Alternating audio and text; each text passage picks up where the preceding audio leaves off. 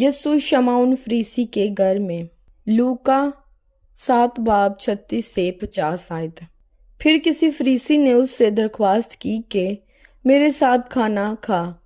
बस वो उस फरीसी के घर जाकर खाना खाने बैठा तो देखो एक बदचलन औरत जो उस शहर की थी, ये जानकर कि वो उस फरीसी के घर में खाना खाने बैठा है, संगे मरमर के इत्रदान में इत्र लाई और उसके पाँव के पास रोती हुई पीछे खड़ी होकर उसके पाँव आंसुओं से भिगोने लगी और अपने सर के बालों से उनको पोंछना और उसके पाँव बहुत चूमे और उन पर इत्र डाला।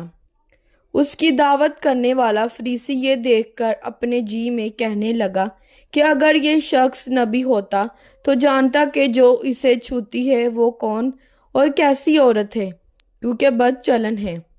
यीशु ने जवाब में उससे कहा, ए शमौन, मुझे तुझसे कुछ कहना है। उसने कहा, ए उस्ताद कह।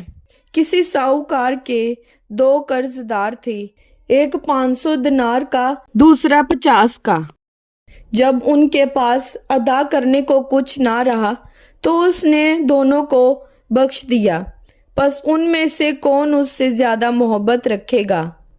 शमौन ने जवाब में उससे कहा, मेरी दानस्त में वो जिसे उसने ज्यादा बख्शा। उसने उससे कहा, तूने ठीक फैसला किया। और उस औरत की तरफ फिर कर उसने शमौन से कहा, क्या तू इस औरत को देखता है? मैं तेरे घर में आया, तूने मेरे पाँव धोने को पानी ना दिया, मगर इसने मेरे पाँव आंसुओं से भिगो दिए और अपने बालों से पोंछे। तूने मुझको बोसा ना दिया, मगर इसने जब से मैं आया हूँ मेरे पाँव चूमना ना छोड़े। तूने मेरे सर पर तेल ना डाला, मगर इसने मेरे पाँव पर इत्र डाला है।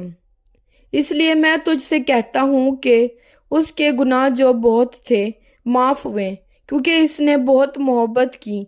मगर जिसके थोड़े गुनाह माफ हुए वो थोड़ी मोहब्बत करता है। और उस औरत से कहा, तेरे गुनाह माफ हुए।